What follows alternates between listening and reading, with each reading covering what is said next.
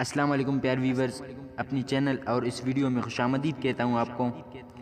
آج جو ناول ہم شروع کرنے جا رہے یہ ایک بہت بڑا اور لمبا ناول ہے، تو میں اس ناول کا ہر روز ایک نیا قسط اپلوڈ کرتا رہوں گا۔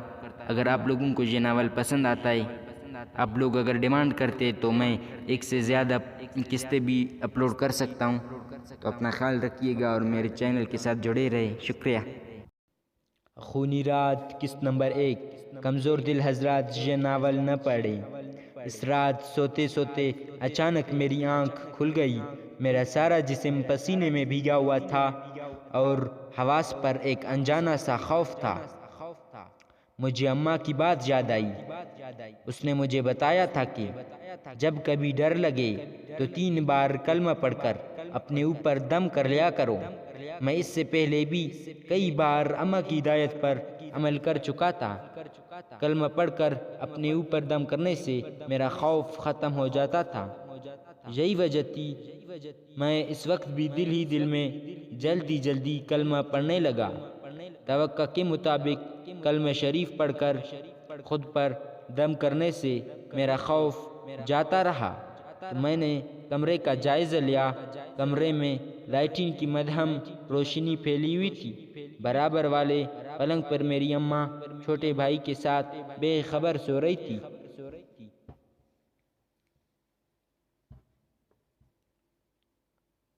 ساتھ ہی میرے ابا کا پلنگ تھا، وہ بھی سو رہا تھا۔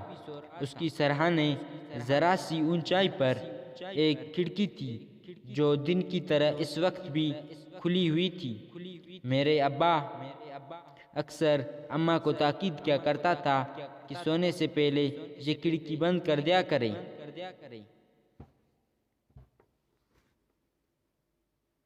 اماں کبھی تو کھڑکی بند کر دیتی تھی، لیکن کبھی کبھی بھول جاتی تھی۔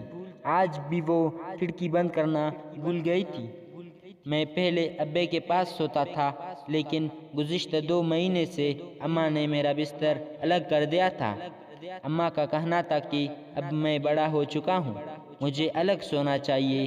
ابا نے کہا بھی تھا کہ ابھی اس کی عمر ہی کیا ہے، 12 سال ہی تو ہے، مگر اماں نے اپنا فیصلہ نہیں بدلا۔ آج میں سوچتا ہوں کہ اگر اماں نے وہ فیصلہ نہ کیا ہوتا یا اس رات میری آنکھ نہ کھل جاتی تو یقیناً میں اپنی یہ سرگزشت بیان کرنے کے لیے زندہ نہ ہوتا۔ اس ہولناک رات کا ایک لمحہ آج بھی میرے احساس میں زندہ ہے۔ خوف ختم ہونے کے بعد مجھے ٹوائلٹ جانے کی ضرورت محسوس ہوئی تھی۔ عموماً رات کے وقت جب مجھے ٹوائلٹ جانے کی ضرورت محسوس ہوتی تھی تو میں اماں کو جگا دیتا تھا، لیکن وہ اس پر ناراض ضرور ہوتی تھی اور کہتی تھی کہ اب تم بچے نہیں رہے ہو جو مجھے خواہ مخواہ سوتے ہوئے کو اٹھا دیتے ہو۔ اگر آئندہ تم نے مجھے جگایا تو پیٹوں گی تمہیں۔ اماں کی ڈانٹ کے خوف سے میں اسے جگائے بغیر بستر سے اٹھ گیا۔ کمرے کا دروازہ اندر سے بند تھا۔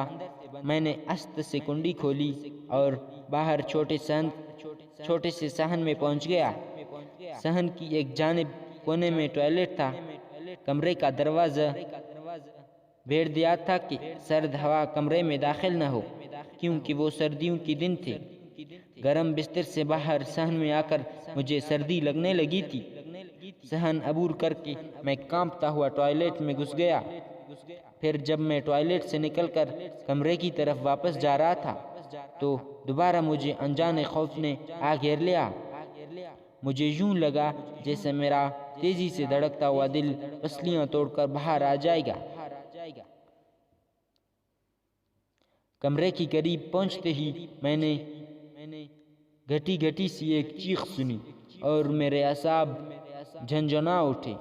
میرے قدموں نے مزید آگے بڑھنے سے انکار کر دیا۔ کچھ تو سردی کی وجہ سے اور کچھ خوف کی سبب میرے پیر کانپ رہے تھے۔ نتیجتاً میں زیادہ دیر نہ رہ سکا اور کمرے میں دروازے سے لگ کر بیٹھ گیا۔ دوسرا قسط جلد ہی اپلوڈ کریں گے۔ اگر آپ یہاں تک آ گئے تو مطلب کہانی آپ کو پسند آ گیا۔ یہ ایک بہت لمبا ناول ہے، روز اس کا ایک قسط اپلوڈ ہوگی۔ اگر زیادہ کی ڈیمانڈ کیا آپ لوگوں نے تو زیادہ قسطیں اپلوڈ ہوں گے انشاءاللہ۔ اللہ حافظ۔